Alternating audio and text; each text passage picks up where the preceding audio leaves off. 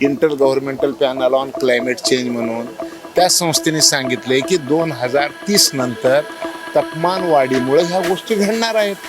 आणि आता हे तर काहीच नाही, ही तर सुरुवात आहे, ट्रेलर आहे। याच्यापेक्षा अजून तुम्ही बघत राहा। आणि सगळ्यात महत्त्वाची गोष्ट, अँटोनियो गुटेरस युनायटेड नेशन ऑर्गनायझेशनचे जे जनरल सेक्रेटरी आहेत त्यांनी सांगितलं की आता तापमान वाढीचं युग संपलं, होरपळीच्या युगाला सुरुवात झालेली आहे। आता ह्याच्यानंतर आपणाला म्हणजे अत्यंत वाईट दिवस येणार आहेत। आपल्यासोबत शेतकरी नेते पाशा पटेल आहेत।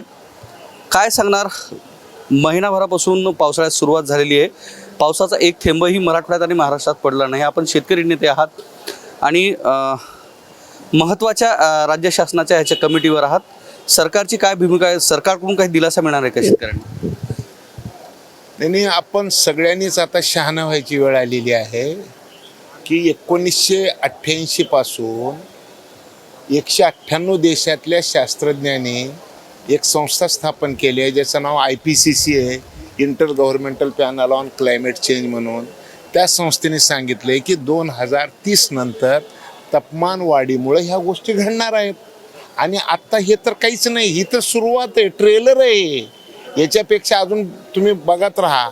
आणि सगळ्यात महत्त्वाची गोष्ट, अँटोनियो गुटेरस युनायटेड नेशन ऑर्गनायझेशनचे जे जनरल सेक्रेटरी आहेत त्यांनी सांगितलं की आता तापमान वाढीचं युग संपलं, होरपळीच्या युगाला सुरुवात झालेली आहे। आता ह्याच्यानंतर आपणाला म्हणजे अत्यंत वाईट दिवस येणार आहेत। ते तुमच्या माहितीसाठी जर सांगायचं असेल तर एक गोष्ट लक्षात घ्या, 350 ppm कार्बन कॉन्सन्ट्रेशन जर असेल तर पृथ्वीवर जीवजंतू सगळे सुरक्षित। 350च्या पुढे जसं जसं कार्बन कॉन्सन्ट्रेशन वाढत जाईल तसं तसं आपले प्रॉब्लेम वाढणार आहेत। आता 350च्या ऐवजी 430 झालेलं आहे आणि 450 नंतर भविष्य कोण माणसाचं सांगू शकणार नाही। 450 2050ला होणार आहे आणि 2050 फक्त 24 वर्षात होणार आहे। एवढी ही वाईट परिस्थिती आहे। आणि म्हणून राज्य सरकार काय करणार हे जर ऐकायचं असेल तर या सगळ्या गोष्टीला सामोरे जायचं असेल तर आपल्या महाराष्ट्राचे मुख्यमंत्री देवेंद्र फडणवीस साहेबांनी जे 300 कोटी वृक्ष लागवडीचा जो निर्णय घेतलेला आहे त्याचा अर्थ हे आहे की 33% ग्रीन कव्हर असल्याशिवाय पर्यावरणाचं समतोल राहणार नाही। आणि पर्यावरणाचं समतोल आता जर ठेवायचा असेल तर तुम्हाला 33% ग्रीन कव्हर करावं लागणार आहे, नंबर 1। आणि नंबर 2, फॉसल फ्युएलच्या समोर बायोफ्युएल तुम्हाला आणावं लागणार आहे। पृथ्वीच्या पोटातलं इंधन काढायचं बंद करावं लागणार आहे आणि जमिनीच्या पाठीवरून तुम्हाला इंधन तयार करावं लागणार आहे। आणि आपल्या देशाचे पंतप्रधान नरेंद्र मोदी साहेबाच्या भाषेत जर सांगायचं असेल तर मोदी साहेबांनी काय सांगितलंय की मेरा किसान अब तक अन्नदाता था, अब मेरा किसान ऊर्जादाता बन रहा है। म्हणजे ऊर्जा ही आता शेतकऱ्याच्या शेतामध्ये तयार करावी लागणार आहे।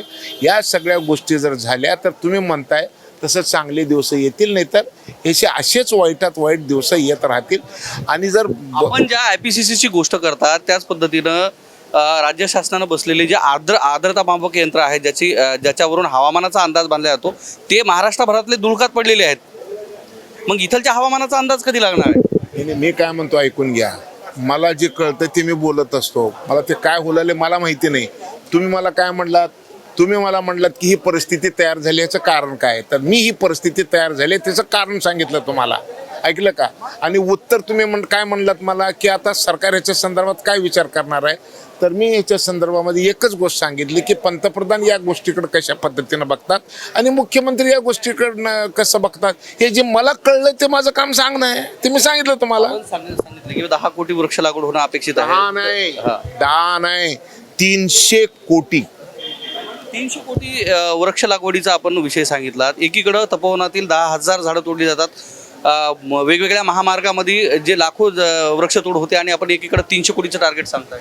सरकारची ही भूमिका काय? सांगत नाही, सरकार सांगत आहे, मी नाही सांगितलं। मी एक काय सांगितलं, मी सांगतो की 33% ग्रीन कव्हर असलं पाहिजे, बरोबर आहे का?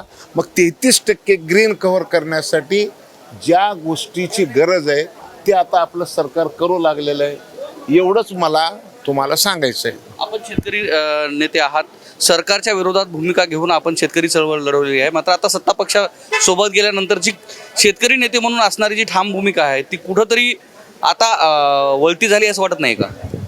तुम्हाला वाटत असेल, माझं कसं माहिती आहे का, पहिलं माझं जो कोण ऐकत नव्हतं म्हणून मी रस्त्यावर आंदोलन करत होतो. आता माझं डायरेक्ट पंतप्रधान बी माझं ऐकत आहेत आणि मुख्यमंत्री माझं ऐकत आहेत. मग मी रस्त्यावर गटबट कशाला करू?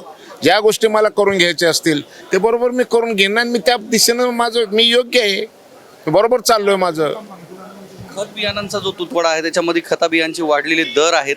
एकीकडं भेसळयुक्त खत. तुटवडा वेगळा आणि दर वेगळं. पुन्हा एक गोष्ट लक्षात घ्या, तुटवडा वेगळा विषय आहे आणि दर वेगळा विषय आहे.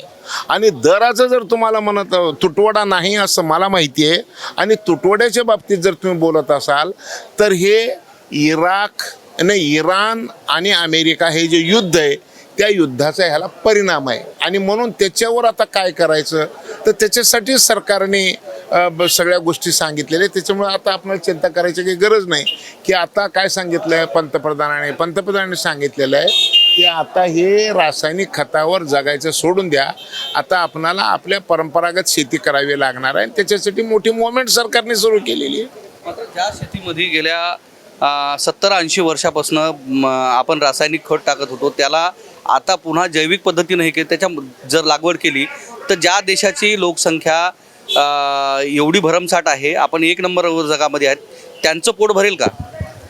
बिलकुल भरल, अजिबात काळजी करू नका तुम्ही. त्याची गंमत अशी आहे की आता देशाला स्वातंत्र्य मिळालं त्यावेळेस जमिनीतलं कार्बनचं प्रमाण 3% होतं, आता 0.2 झालेलं आहे.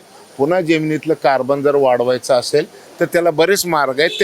ते मार्ग वापरून आपण जमिनीतलं कर्ब वाढवूत आणि मग जेवढे आपल्याकडे तोंड आहेत ना तेवढ्या सगळ्या तोंडांना अन्न खायची व्यवस्था करता येऊ शकते.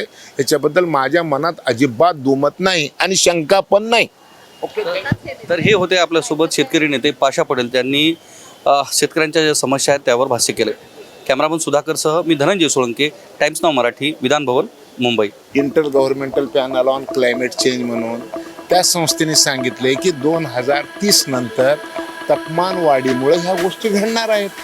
आणि आत्ता हे तर काहीच नाही, ही तर सुरुवात आहे, ट्रेलर आहे. याच्यापेक्षा अजून तुम्ही बघत राहा.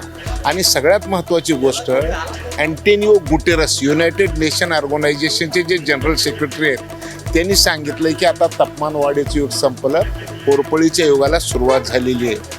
आता ह्याच्यानंतर आपणाला म्हणजे अत्यंत वाईट दिवस येणार आहेत